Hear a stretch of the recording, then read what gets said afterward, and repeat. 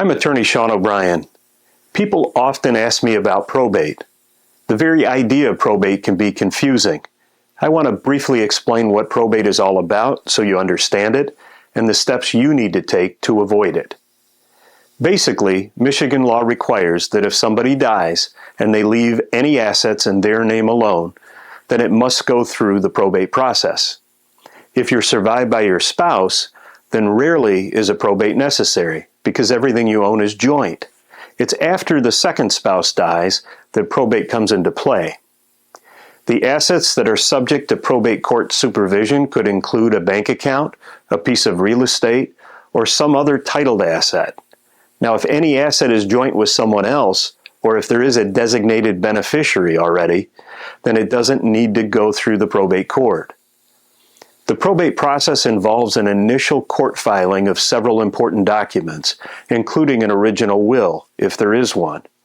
After those items are received by the court, and if everything is in order, and the matter is not contested, then the court will appoint someone to act as the personal representative.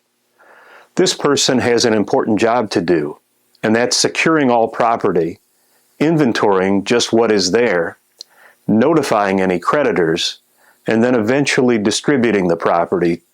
Who receives those assets is determined either by a will or a chart of next of kin that the state of Michigan uses if there is no will.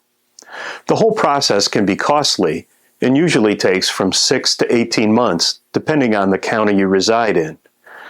A good estate plan begins, quite simply, by avoiding the need for probate. This is done through titling assets in such a way that there's always a designated beneficiary or joint owner. This might also include a will, a trust, or some other legal documents, such as a ladybird deed.